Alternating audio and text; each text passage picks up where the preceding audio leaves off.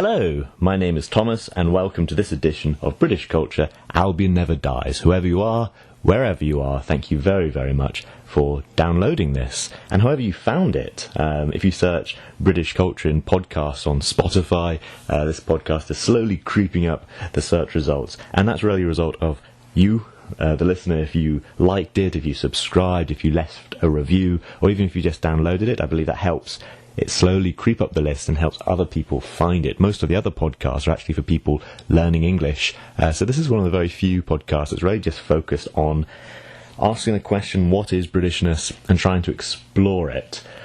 So far, the last few weeks, I've been doing the alphabet series. A is for Albion, B is for bloody hell, C is for crumpets, and these are all topics that have been suggested to me, and I'm going to carry on with that. D is for something. I don't know what, because I haven't asked my groups what D stands for yet, but I'm going to carry on with that, and I've been doing that every other week, so next week will be D is for something. As I say, I'm going to carry on with that as a regular series, but from time to time I'll be releasing kind of interval episodes, and this is one of those bonus episodes talking about tattoos. And again, it's really all part of my exploration, asking what is Britishness. And I will, funnily enough, also be talking in the alphabet episodes about any corrections that I had in the previous one. So in the previous episode, C is for crumpets, I made a mistake, and somebody messaged me, and to be honest, that's one of the highlights of doing this. Aside from all the topics people are recommending to me, I'm also occasionally being corrected or told, actually, there's a little bit more to this, and that's really, really helpful. As I mentioned before, I am British, but I spent the majority of my adult life outside the UK, and for me this is a real exploration. As I say, it's something that I'm really trying to get to grips of. What is this thing, Britishness, which is very much associated with me, and I love to associate with it, but it's something that I really need to focus on and try and work out what is it. And one of those things that actually came as a surprise to me was this topic, tattoos. It isn't something that I'd necessarily think of immediately if someone asks what is Britishness. I wouldn't say, oh, Britishness is tattoos. But tattoo culture is very unique in the UK and the British Isles generally, and that was really recommended to me by my guest today, Caine. And this is the third time he's coming on the podcast. I've talked to him about life in Fuzhou. I've talked to him about a deep dive into tea, and like myself, he is a British expat. He's lived in China for a long time, about 10 years now, and he's an experienced blogger and broadcaster as well on British culture and also traditional Chinese culture. He's got some fantastic insights into the duality of those cultural interactions, and here we're really just going to focus on British culture. And it's interesting, he's an insider for British culture, but he's also looking from outside now, as I say, almost 10 years away in a very, very different culture. So his insights are hugely valuable. I take a back seat on this and I just ask questions because he has so much knowledge and insight on this topic. As I say, it's all part of the question, what is Britishness? So again, if you're enjoying the alphabet series, don't worry, it's a regular series every other week, so it will be next week. D is for something. Contact me on Fleming Never Dies on Instagram if you have an idea of what D should stand for. And yeah, just please do enjoy this episode. It's a longer episode than my alphabet series, really because I just had so many questions and Caine had just so much good stuff to share. So I hope you enjoy it as much as I enjoyed doing it, and perhaps you'll learn as much as I learned, because as I say, I knew very, very little about British tattoo culture at the beginning, and I learned so much from my good friend Caine. So please do enjoy, and you can find his work on YouTube. I'll put a link in the show notes, but really do please join me in welcoming Caine to the podcast. Hello, Caine. Thank you very much for joining me again. Yeah, thanks for having me back. I guess this is my third time, right? Yes. So we had you on for the deep dive into tea 1 and 2, right? And those are the really, really popular episodes. People really like them. I'm glad to hear it. Yeah. And today we're going to be talking about tattoos. Yeah, perhaps a topic that your audience might not have expected to come on a podcast about British culture. Yeah. So if I think of, traditional British gentleman, I don't, necessarily think of him being tattooed. Exactly, and that's why I actually think this is quite an interesting topic. Not because I intentionally like to sort of go against received wisdom or anything like that, but I do think it's interesting to focus on some of the less famous aspects of British culture, right? I think that can contribute a lot to the conversation, the things that people perhaps are not so familiar with. And I think from my experience of, living in the UK, obviously for a long time, and then also my research into this topic, I think that tattooing is actually a really big part of British culture, certainly as big as many other things that are perhaps more famous. And I think maybe that's what we should start with, is trying to sort of quantify how much of a part of British culture is tattooing, or how popular are tattoos in the UK. Because if you're going to make the claim that tattooing is part of British culture, then I feel like there needs to be some sort of evidence for that. And now, of course, the thing is, it's not exactly something that's easy to quantify, right? You can't really go around and sort of, examine every single British person's body to try and find out how many tattoos they have. But there have actually been studies done to try and quantify it. So there was a study that I came across from 2016, which took the estimated total number of tattoos by the number of people in the population. So basically, number of tattoos per capita. So that doesn't mean the amount of people with tattoos, it's the total number of tattoos. Of course, one person might have 5 tattoos, right? Yeah. So it's not each person that's tattooed, it's the total number of tattoos. And in that study, which was done across a number of countries, it actually found that the UK was the most tattooed country in the world. So there are more tattoos per capita in the UK than there are in any other country, according to that 2016 study, which I think is that is extraordinary. A bit surprising, even for me, who's lived in the UK and I've been surrounded by tattooed people for much of my life. But there was another study done in 2018 which measured it a little bit differently. They were looking at how many people have at least one tattoo. So this was a study to judge, how many tattooed people there are rather than how many tattoos there are. And in that study, the UK didn't come nearly as close to the top. However, it was still in the top 10, but there were other countries that came higher. So I suppose it sort of depends on your perspective when you're talking about, how popular tattooing is. What are we talking about? The number of people with tattoos or the number of tattoos in total? And then more recently, the last thing that I came across was an article from 2020. And that article estimated that there were 13 million people in the UK with at least one tattoo. And to put that into perspective, that's about a quarter of the adult population of the UK. So, if you think about what that means, if you go to the UK, chances are 1 in 4 people that you meet will have at least one tattoo. So it might not be possible to say the UK is the most tattooed country in the world, but I think it's absolutely accurate to say that the UK is one of the most tattooed countries in the world. And certainly tattoos are extremely common and extremely popular. And I would argue a part of British culture, in as much as many other things that are more famous are parts of British culture. But yes, I'm just immediately thinking of how many British people do I know who wear bowler hats, which is indelibly associated with the UK, exactly. versus how many people do I know who have tattoos? Yeah, exactly. And I think, that's why I think it's interesting. It's not that I have any desire to sort of dispel myths or anything like that. And, culture and what is and isn't popular is an inherently difficult topic because, there probably are people in the UK who wear bowler hats, and who would I be to say that, what they're doing is not really representative of British culture, right? But I just think it's interesting to broaden our perspective on what is part of British culture, right? And what you'll actually experience if you are a visitor or a student or somebody, moving to the UK. And that's why I think this is a pretty interesting topic. Yeah, I mean, I know a British person who went on business to the United States. This British person had a few tattoos on his arm, which he'd never normally thought about. But when he was in the United States, he was told, please do wear long sleeves. Because he's representing his company and it has a bad association where he was visiting.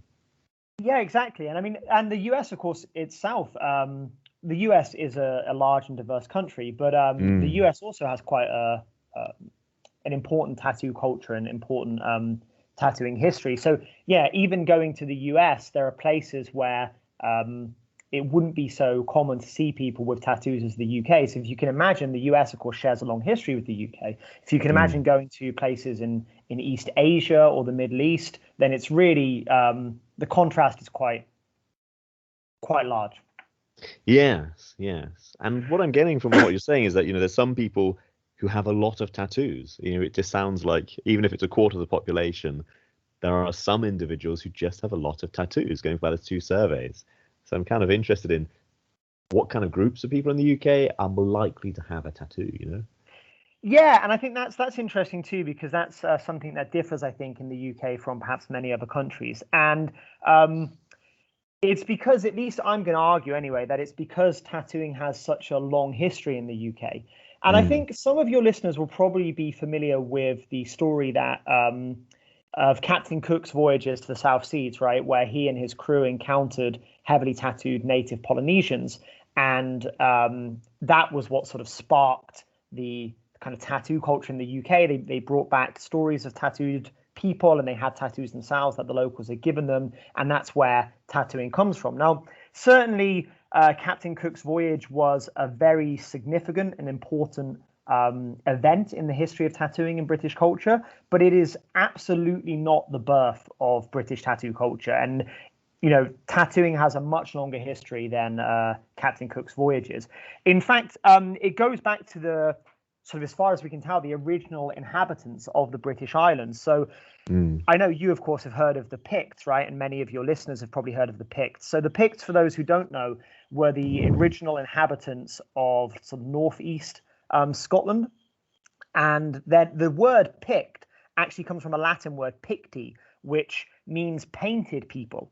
Because when the Romans first, happened upon these people, they saw that they painted their skin, which, of course, we now today realize was tattooing themselves. Julius Caesar actually wrote himself in his account of the Gaelic War that, and I quote, "All the Britons dye themselves with woad, which produces a blue color and makes their appearance in battle more terrible."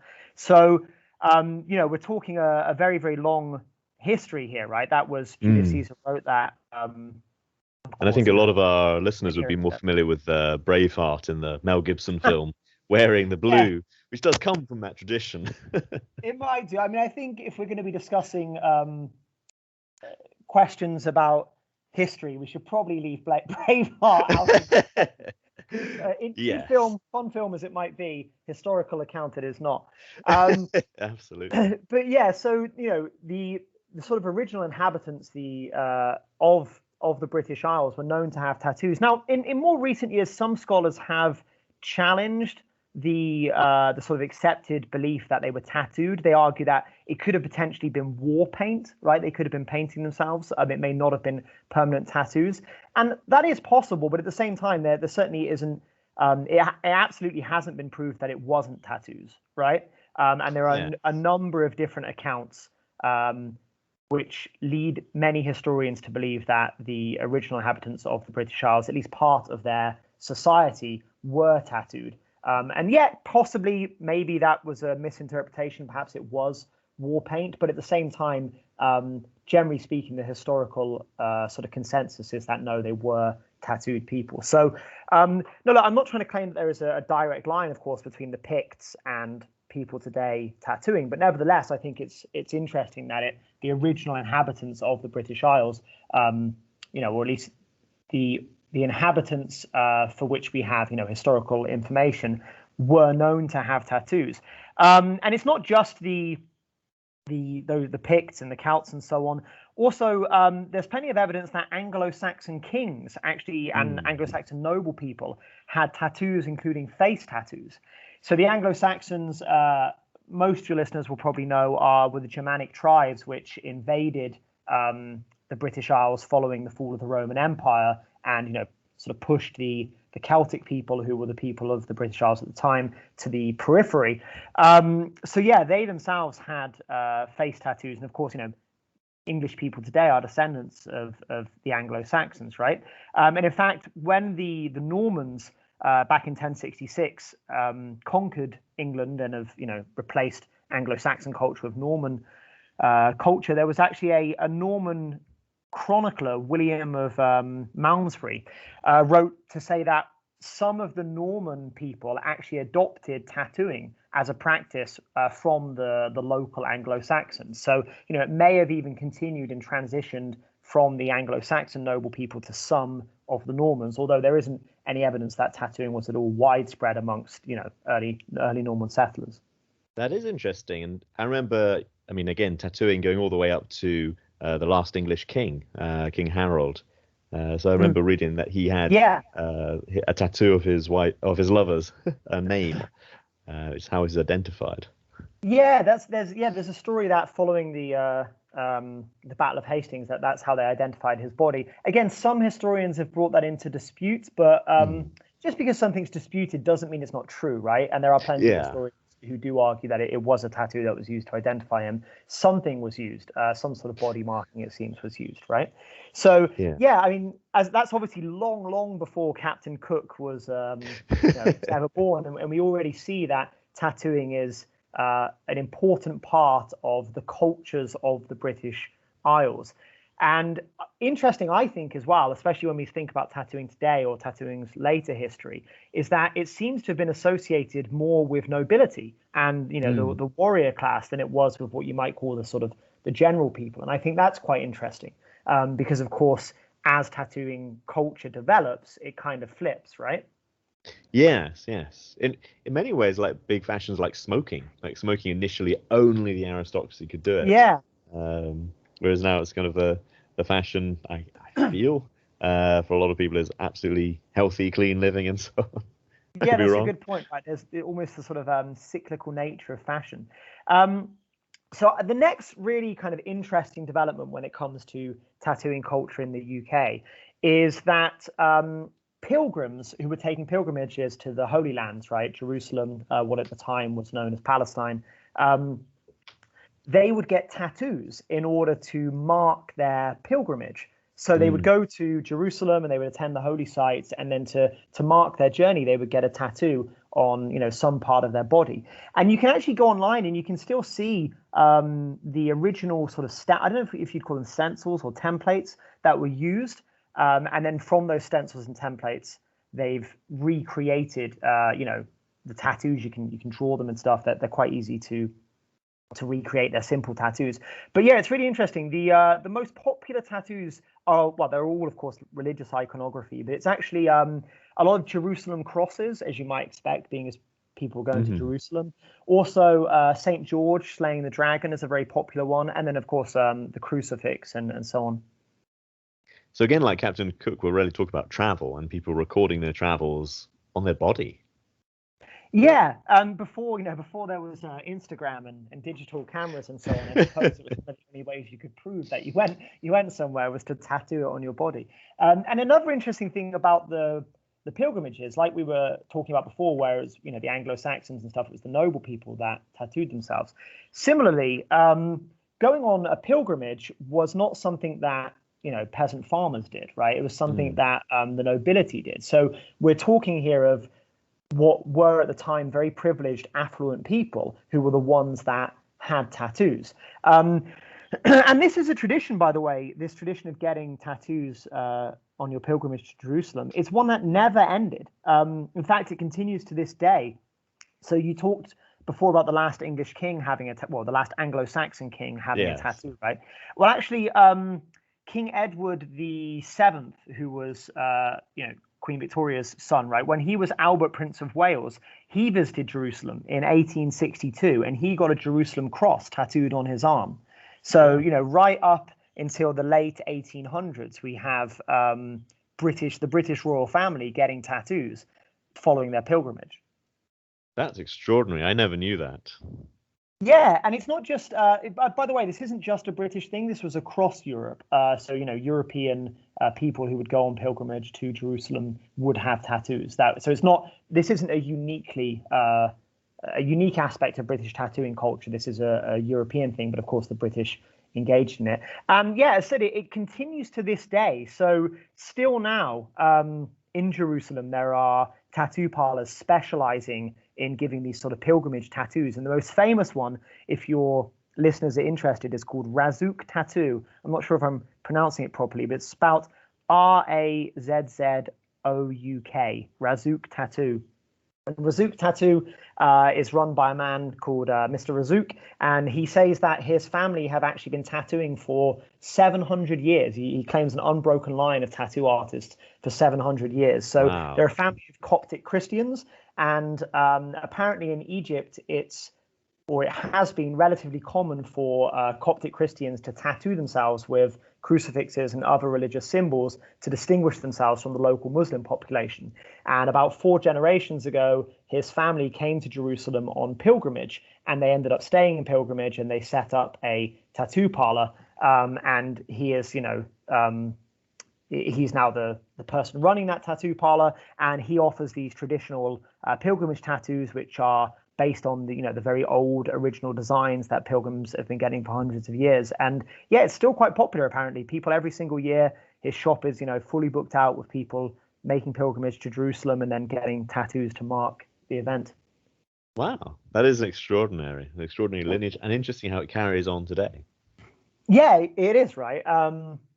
I didn't know that until researching the topic, and I found that really, really interesting that people are still doing that and sort of keeping it alive. Yeah. So, of course, we do have to come on to Captain Cook's voyage, right? Which, as I said, although was by no means the beginning of tattoo culture in the UK, it certainly, or in the British Isles, it certainly was a really significant event. So, I imagine most people, will know the story, so we won't go too deep into it. But Captain Cook, I was going to say, for the Australian listeners, this is for you. Yeah. So Captain Cook made 3 voyages to the South Seas, right? And on those voyages, he and his crew encountered heavily tattooed native Polynesians, and there were many people on his ship, scientists, like botanists, educated people, who documented this and took a great interest, a sort of anthropological interest in the tattooing. Likewise, there were the sort of ordinary men of his crew who, just thought these decorations were cool. And it seems there's evidence that some of them would have been tattooed by the natives. And it's actually, that's where we get the word tattoo from. So tattoo is the anglicized form of a Tahitian word. And that's why we call these skin markings today tattoos. So prior to Captain Cook's voyage, a variety of words would have been used. Picked in was a word that was used because it's picked into your skin with a needle, painted, things like that. But the word tattoo, comes from the Tahitian word, which was brought into English after Captain Cook encountered, these heavily tattooed Polynesians. That's extraordinary. And again, that interaction, we often think of people going there and settlers going there, but it's interesting what they brought back. Yeah, it's really a sort of interplay, right? It's not just one way. And, again, not to labor the point, but to about this not being the sort of beginning of tattoo culture in the British Isles, it's highly likely that some of the men on Captain Cook's ship would have already had tattoos, right? So it wasn't as if they got to the Polynesian islands and were like, wow, this is crazy. These guys are covered in tattoos. Some of them may well have had tattoos already. And, so which may explain why they chose to get tattooed by the natives, right? Because they would already be familiar with this process. So it wouldn't have been so scary or strange to them. Much as people do today, people who are already tattooed in the UK, they might choose to get a tattoo during their holiday in another country, right? Because they're already interested in tattoo culture. They already understand the process and so on. Yes. And I imagine, as you say, in those days, there's no Instagram to record your travels. It must have been a very, very different tattoo for the tattoos they'd had before. It was hard to replicate or fake, a genuine Polynesian tattoo. Yeah, certainly. I mean, if they, the tattoos they may have had might have been, religious iconography, which it absolutely wouldn't. The kind of tattoos that the Polynesians had, would have been very, very different, right? Even, of course, the color of the tattoo would have almost certainly been very different because of the way that they were creating the ink from, locally available resources, right? So, I think it would have, it would stand to reason, although we don't know. I think it stands to reason in my mind that some of the guys aboard that ship would have already had tattoos, and that might explain why they were keen to have more given to them by the locals. Yes, and I'm just imagining they'll all have to be in a different type of ink made through a different process, different artists that have been quite a variety on their arms. Yeah, it would have been certainly something to show off when you got back home, right? And would have made you quite popular. And also, the really interesting thing about this is this began, again, a tradition which continues through to today, and not just in the UK, but also countries which have, historical connections to the UK, which is sailors getting tattooed, right? I mean, why is it that tattooing is so popular in the Navy, in the merchant Navy as well? Well, I think it really all goes back to this period, excuse me, when sailors, Captain Cook sailors were returning home with these tattoos.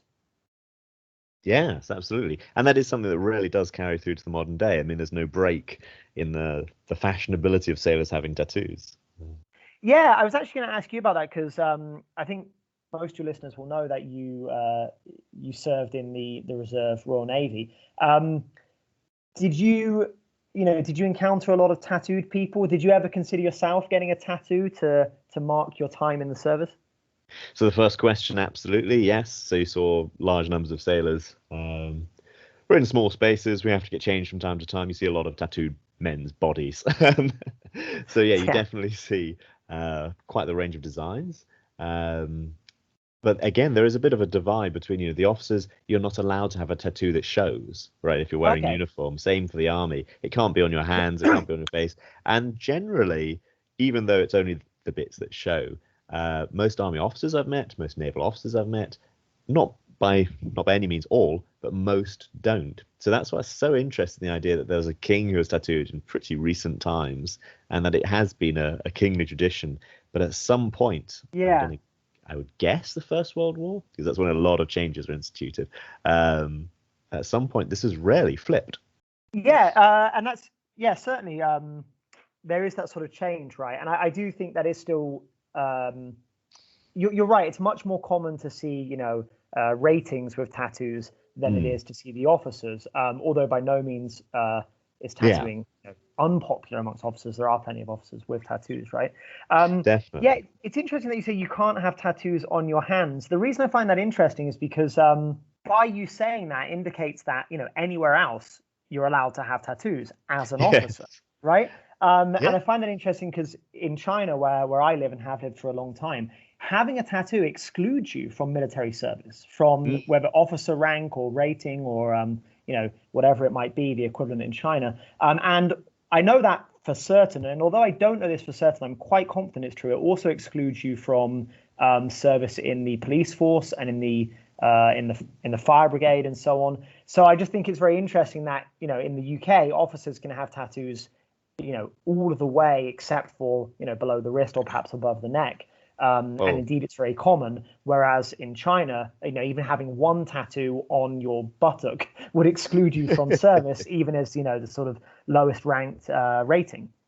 Well, this is a point that comes up among some Bond fans who know that in Thunderball there's a character who has a Chinese tattoo on his hand because he's a member of a gang.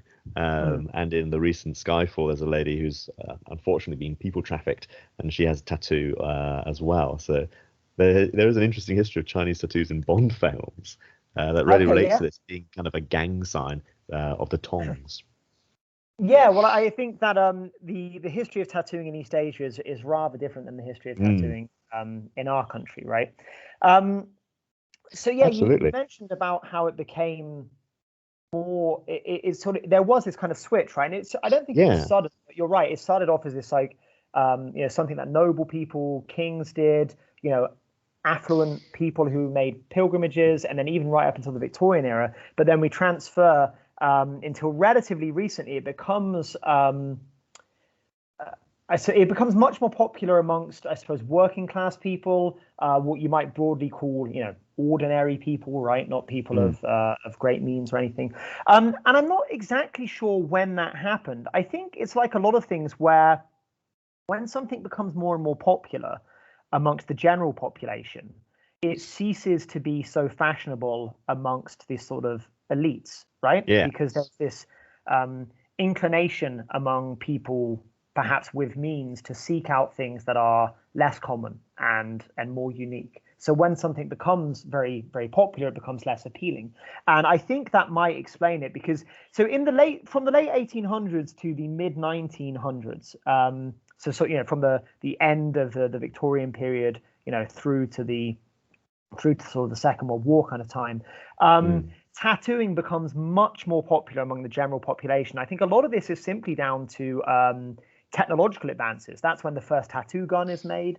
It suddenly becomes a lot cheaper, safer, and easier to give people tattoos, to receive tattoos. And tattoos also become a lot more elaborate in design, because suddenly people can, do much more intricate tattoos using the new technology. So I think technology actually had a big hand in increasing its popularity and reducing its cost among the general population.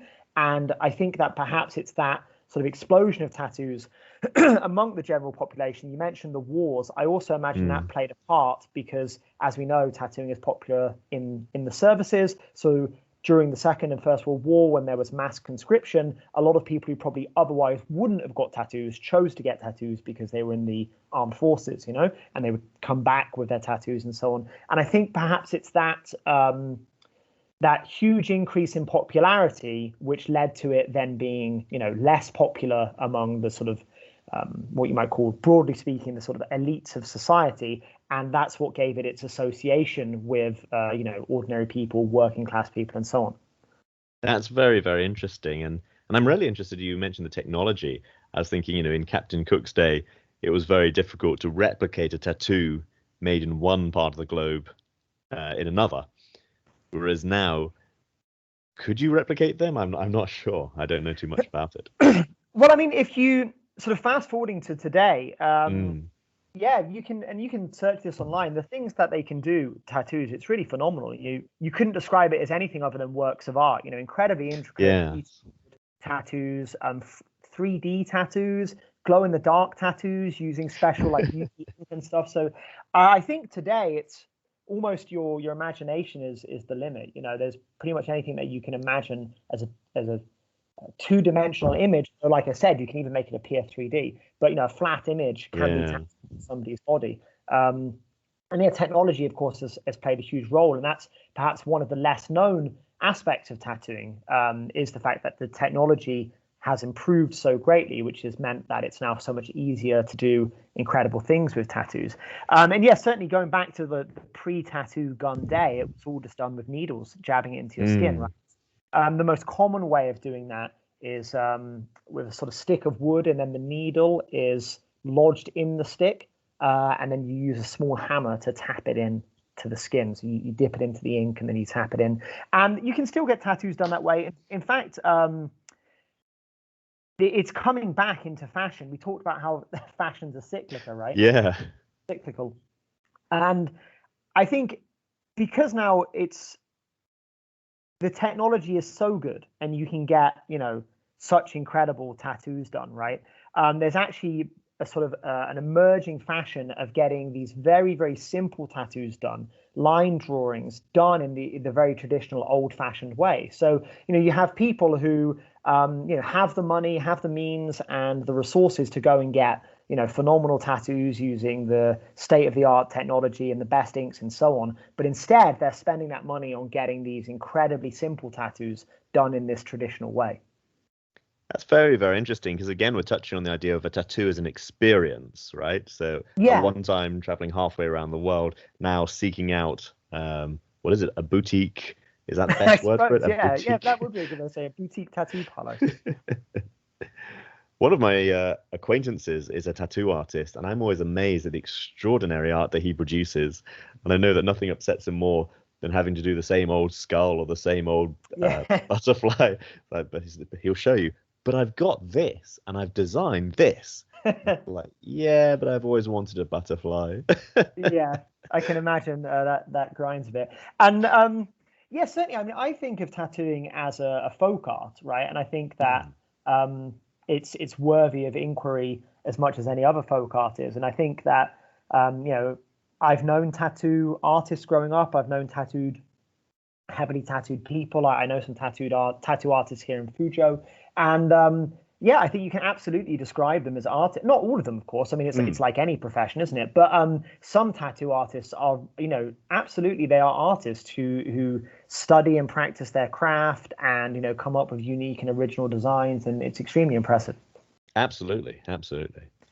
So, just sort of going back to the history, we got to sort of the World War period. As I think I've probably made clear throughout this conversation, tattooing has long been reasonably common in British culture, and certainly more common in the British Isles than it was in most other places in the world. But it seems to have really entered just complete mainstream from the 70s onwards. And I can't exactly find out via research why that might be. I mean, I've got some theories. I think it's generally to do with the sort of results of the 60s and the counterculture movement, when all of these sort of interesting subcultures suddenly, suddenly, I suppose, became much more popular and accepted. And we saw the emergence of things like, say, punk rock, the biker scene and all this kind of stuff, where there was a lot of tattooing going on, and then it entered the mainstream via television, which was color television, which was then becoming a feature of everyone's home life and so on and so forth. And I think it just created a kind of spiral whereby the sort of these counterculture subcultures adopted tattooing because it was still relatively not mainstream. But then in so doing, it propagated it out into the mainstream, and then it just sort of created a spiral where it becomes just incredibly popular and socially acceptable, and not something that would be considered unusual. I'm just thinking that if you rarely rebel and you rarely succeed, you become a thing that the next generation rebels against. Yeah, exactly. It's that kind of cycle again that we spoke about. But I don't think the 70s was sort of the end of it. I don't think that's where the story ends. I actually think that it's really from the 2000 onwards that we get to the point that we are in the UK now, where, as we spoke about, tattooing has been common and been accepted, but generally it was reserved for sort of working class people. It was, like I said, more likely to the ratings than it was the officers, and so on and so forth. I think it was in the 2000s, though, where it started to become popular across the social classes. And again, I've got a theory, and this is my own theory, so I'm not trying to claim that it's backed up by any sort of empirical studies or anything. But I actually think it was a result of the hipster subculture. So I'm sure your listeners will all be familiar with that. So the hipster subculture really took off in the UK, at least. I mean, different in America perhaps, but in the UK it really took off in the early 2000s. And an important part of the hipster subculture was tattooing. Hipsters would, and not just any tattooing, by the way, they were intentionally getting tattoos which were popular amongst sailors, working class people. So the anchor tattoo, the heart tattoo with mum written in it, skulls to a lesser extent perhaps, but these more simple tattoos that would have been common amongst sort of working class people. Now, the thing with the hipster subculture is, at least in its early days, and I would say perhaps to its sort of peak in the early 2010s in the UK, it was a very middle class subculture. Yeah. So the people who were hipsters and were involved in the hipster, I don't know what you'd call it, movement. They were, usually they were students, university students, or perhaps recent graduates, which already puts them into sort of more into the middle class category, right? Very often they were, well educated, came from more well-to-do families.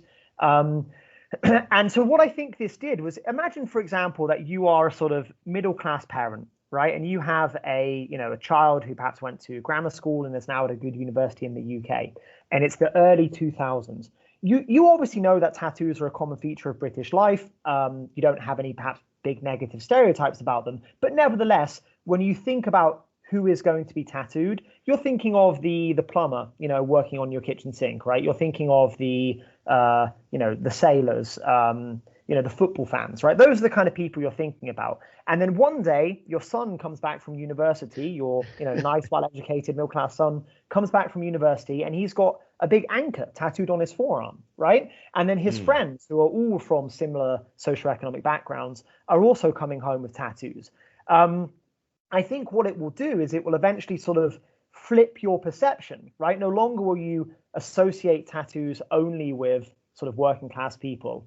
You'll start to think of tattoos as something that your middle class son and his middle class friends do, right? And again, I think this has a sort of knock on effect whereby it then just becomes more socially acceptable with that group of people. And as a result, then more people from that group begin to get tattoos, right? And I think that, again, that's just my theory, but I think that's how we've gotten to the point now where tattoos are just completely socially acceptable across classes. And it's not at all uncommon. In fact, with a quick Google image search the other day, I came across plenty of pictures of women at horse races wearing their nice, beautiful hats and, very ornate dresses with tattoos on their arms. And that sort of thing would have looked out of place 20 years ago, right? If you went to the, I've completely forgot, what's the famous race day that we have in the UK? Ascot, that's it. If you went to Ascot, and you saw a load of young women in their beautiful hats and nice ornate dresses with tattoos in their forearms, it would have looked completely out of place. But, now it's quite common, right? Because no longer is it specific to sort of one class or group of people. It's now just, I would argue, pretty much completely accepted. I don't doubt that there are still some people in the UK who have negative opinions of tattoos. Of course there are. And those people might be disproportionately represented among a certain socioeconomic group.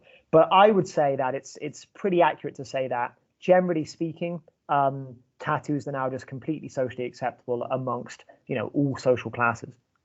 Absolutely. I mean, I was flicking through Private Eye maybe a year or two ago, and they've got some great cartoons. And one of them was Modern Circus Freaks, the Untattooed Man. Yeah, exactly, right. That's how it's became, right? It's that to be a rebel now, you almost have to not be tattooed, not have a beard. Maybe this is a good point in the podcast to say I don't have any tattoos. And I never thought that would make me a rebel. Yeah, exactly. But I know it's so unusual now.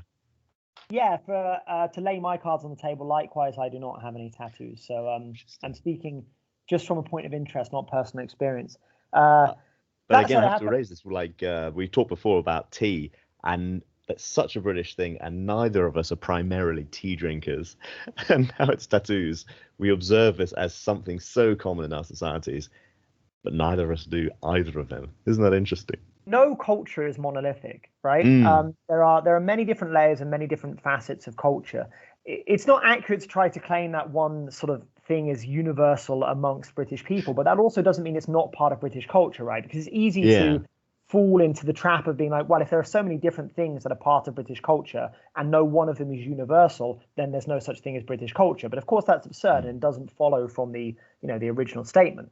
Just because there are many different aspects to British culture and none of them are 100% universal, it doesn't mean that there's no such thing as British culture. So yeah, you and I don't have any tattoos, but it doesn't change the fact that tattooing is, an important and part of British culture for many people, and is certainly popular and common. And although I said I don't have any personal experience, I mean, my dad has lots of tattoos. Yes, so I remember. I don't have them, but yeah, my dad certainly does. Although you said you don't have any tattoos, you didn't actually answer the question that I asked earlier. Oh, Did you ever consider getting a tattoo during your time in the service? Oh, no. Sorry, the answer to that was no. As I say, it's never entered your mind? Not really. I think it was something probably fellas talked about. Hey, would you? But as I say, it wasn't something among the young midshipmen, the officer cadets. It wasn't that common among us. I know a few of the captains. A few of them might have had something, but again, maybe it's the cyclical nature of fashion, as you said, that it just isn't part of our fashion. Maybe the next generation along is full of them. What about completely hypothetically, if you were to get a tattoo, what do you think you'd get? Oh, this is one where I've talked to my brother when I was a child, and he always said he'd get a barcode on his foot. That's interesting. Why? I for him it was just a super cool. It'd be unusual. People don't have Right. it. You wouldn't show it unless you really wanted to show it to someone because it's on Yeah, your foot. But I always got stuck on, okay, if you're put through a supermarket scanner, what do you want to be? It will that's a come good up with point. Yeah. something, right? So do you want to be a box of cornflakes? Do you want to be, I mean, you can be anything. Did he have an opinion on that? We've never yet arrived at an answer. So Okay. as far as I But know, neither of us have tattoos. interestingly enough, he was actually foreshadowing a somewhat popular trend among heavy metal fans. So I don't know if you've ever heard of the band Slipknot. Oh, I've heard of it. Yeah, Uh, Slipknot were popular, if I remember correctly, in the late 90s. And one of their albums, the front cover, I think, had a barcode on it. And a oh, lot of Slipknot fans got barcodes tattooed on the back of their oh neck. wow. So yeah, your brother was well ahead of his time. I have to shoot him a message and ask what was up with that. If Yeah. he So patented what that about you idea. then? I still think cornflakes as I eat them most So, days. but I mean, so you would also get a barcode and a Oh barcode yeah, sure. cornflake. We have to match. Okay, well, yeah, that would be cool. Yeah. You could be one type of cereal and your brother could be another band. Think he'd be Lucky Charms, but I'll have to check with him. All right. Can I Because ask you the a same lot of question? people go with tattoos that have sort of very significant, um, like they signify important things, right? Or they mark life events. You'd never consider something like that? No, I'm thinking more like was it Mary Queen of Scots, who when she lost Calais said it was engraved on her heart. So I always have a feeling that there's enough engraving on my heart that Right. my body doesn't need it. But again, can I ask you the same question? Have you? So you don't have a tattoo, but have you considered getting one? Yeah, I certainly considered it. When I was younger, when I was a teenager, I thought about it quite a lot. I thought I'd like a tattoo. My dad always told me though I wasn't if I was going to get one, I wasn't allowed to get one until I was 18, which by the way is the legal age in the UK. So it wasn't like my dad was being a tyrant or anything. But although it's the legal age, it's also extremely common in the UK. You know, particularly among sort of the kind of people that I used to that were sort of my friends at school and things like that, to get tattoos younger than 18. It was very common. Mm. So my dad was, quite clear that no, if you're going to get one, you're going to get one when you're 18. Um, and I thought about it when I was 18. Of course, I could have got one, but I don't know. It just never. Every idea I had, I would sort of relatively quickly get bored of, and then that's obviously led to the conclusion that any tattoo you get, you're probably going to end up getting bored of, which I think is Mm. quite true. And then as I got older, I just sort of grew out of the idea, and perhaps as well. Coming from the UK where tattoos are very common, and also my dad having lots and lots of tattoos meant that it didn't seem remotely rebellious to me, so it wasn't like I would be rebelling by going and getting a tattoo or being this kind of cool outsider. So Yeah. as a young person, you often want to do things that are rebellious, right? So it didn't have that kind of attraction for me. I remember getting a temporary tattoo. It's just like this latent memory popped into my head, and I must have been around that age. And actually, I'd gotten a bruise and ended up putting a temporary tattoo over it. So when my parents saw it, they were genuinely unsure if it was genuine because there's the bruising underneath. Right. Okay. They How did they react? were just curious. They thought it was a funny design, and they also liked where it was. I think it was somewhere on my shoulders. Okay, that's Yeah, cool. they're kind of Um, curious that of all their sons, it was me. Um, yeah. So yeah, I never got one. I don't think I ever will, although never say never, of mm, course. But I think if I was going to get one, I would probably just get one that looks cool.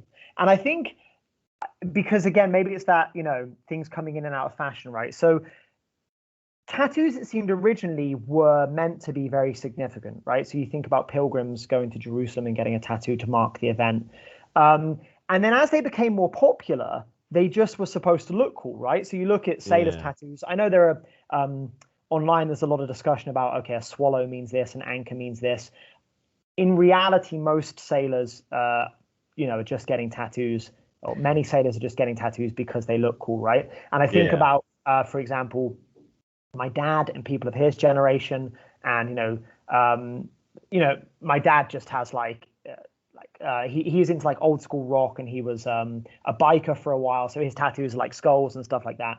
And then now or not now, but more recently, it became a thing again that tattoos should be very significant, right? So almost anyone that has a tattoo, if you ask them what does it mean, they can tell you, oh, this remembers somebody I used to know, or this was when I went here, and blah blah blah blah blah, right? So I feel like kind of in almost in a way to sort of rebel against that. I would like, if I was going to get a tattoo, I would get one for purely aesthetic reasons that signified nothing, just a big cool looking skull or something on my shoulder, just because it's a big cool looking skull. I think maybe that's how I would feel like now. I wouldn't look for anything with special meaning, just something that I thought looked cool on my body if I was going to get one. I did meet a lady just recently, and I mentioned my temporary tattoo. She has a permanent tattoo, which is just spelling out the word temporary. Really? That's great. Yeah, that's a good one. Yeah, I mean, some people do that, right? Tattoos to make other people laugh. Yeah, I suppose if that's your thing. I mean, just talking about tattoos though, and what is more popular, I did try and do some research to find out what are popular tattoos. Again, it's a very difficult thing to figure out. But there are fashions, right? It's gone through trends, and there are different tattoos associated with different subcultures, right? So we talked about skulls and kind of European style dragons and stuff like that, which were, if you ever happen upon older bikers, that's usually the kind of tattoos they've got. Sailors, of course, usually go with nautical tattoos. And then that was taken over by hipsters who also like these kind of nautical tattoos.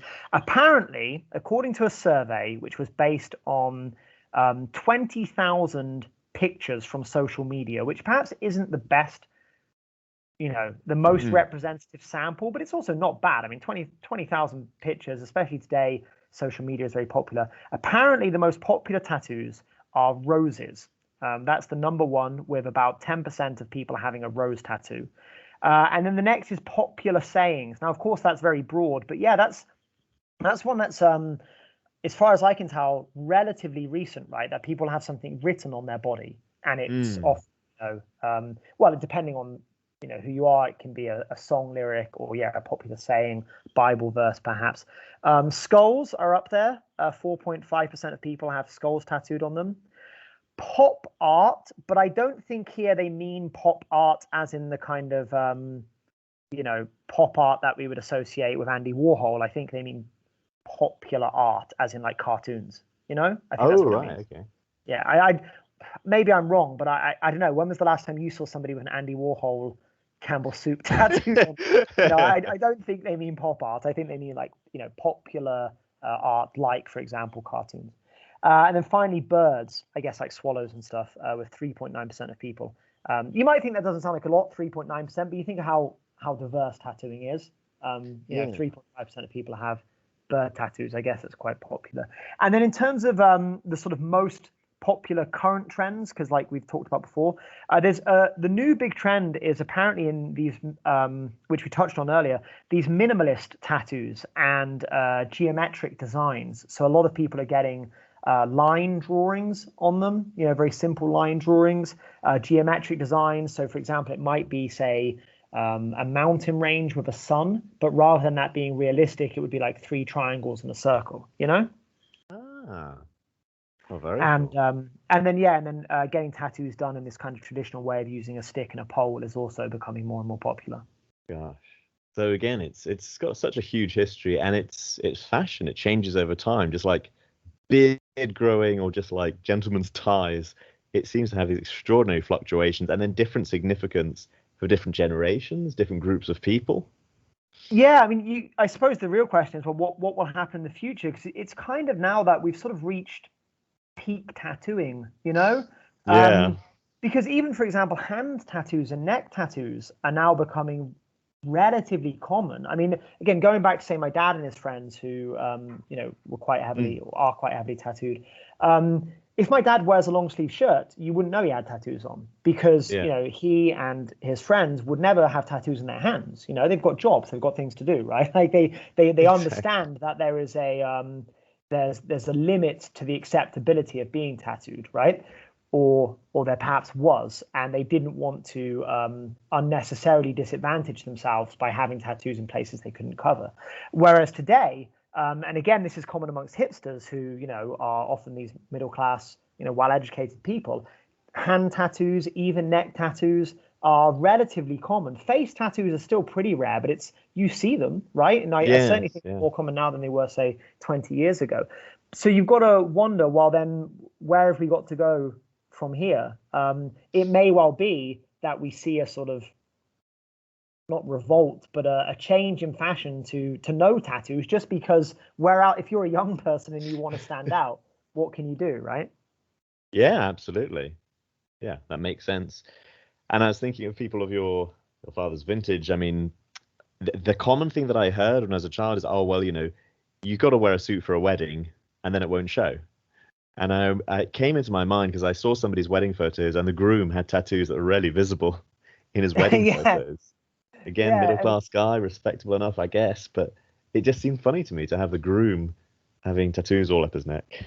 Yeah, and it shows the real cultural shift, right? So, you had sort of people, very working class people who were very comfortable with having forearm tattoos and didn't feel perhaps so bound by social convention, but nevertheless would still try to, ensure that they could look, quote unquote, presentable or respectable when they needed to. Yet today you have people who are, again, quote unquote, very respectable and presentable anyway, choosing to tattoo their hands, tattoo their neck, and so on.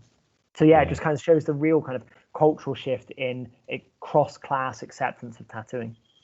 Yeah, it gets into all kinds of, fashion observations. Like if you have something that's really, really cool and only you have it, it's super valuable. But as soon as more and more and more people start to have the exact same thing, it suddenly plummets in value. Yeah, find something else. It's a kind of a truth, I suppose, of anything, right? Yeah. Oh, wow. Well, Caine, thank you so much for guiding me through the world of tattoos, and specifically through British tattoos. It is a unique culture. And I have to say, one I didn't know so much about, 40 minutes ago. Yeah, well, thank you very much for inviting me on again to talk about it. It was fun. It's something, like I said, I'm certainly not an expert, and I don't have any tattoos myself, but it's something I've always been interested in. So it's been nice to have a chance to share it with you and with your listeners, and I hope that your listeners have learned something. And I'm sure they have. Again, just thank you so much. It's been really, really cool. Thank you. Okay, well, thank you, and I look forward to speaking to you again next time. Cool. See you later. Bye-bye.